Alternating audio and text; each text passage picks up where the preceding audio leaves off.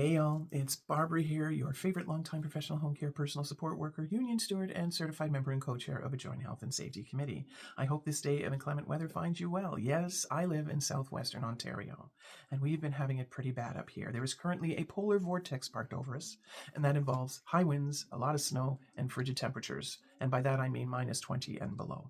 This video is going to be for my coworkers and for everyone else because you may be receiving services. I'm going to use myself as an example. So I am a home care personal support worker, which means I go from home to home. And I'm in a division that entails a 12-hour availability from 8 until 8. Yes, it is a long day. So because of where I am, we tend to get hit harder by winter than in other places. My day, although on paper is 12 hours long, it's actually longer than that because our collective agreement does not allow for travel time to the first patient and from the last patient to be included in that time. Last night, we were getting hit pretty hard by the weather. This morning, the main road where I'm going is still closed. The winter weather policy for my employer states that we take the patients in the first 2 hours and move them up. At the end of those 2 hours, we reassess. If it's still bad, we do that again. If the weather's good, then we can go. But for me, it's a little bit different. Remember, I said my availability is from 8 until 8.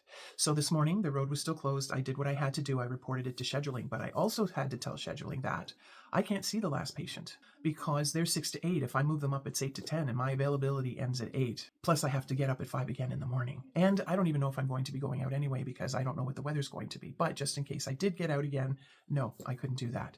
Now, I've spoken to workers who have been in this situation, and they will say, oh, I feel so guilty. I really, have to see them, et cetera, but I know the weather's bad. So I tell them this, listen, they have a backup. Anyone who comes onto service has to have a backup. So they will be fine. And I know you like your job, but it's not worth your life.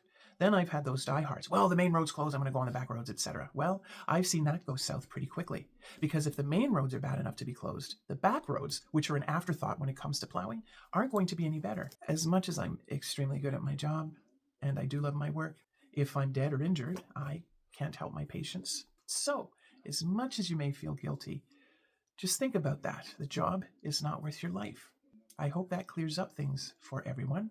I would like you all to stay healthy, stay safe, follow your company's winter weather protocol. And I'll see you on the flip side.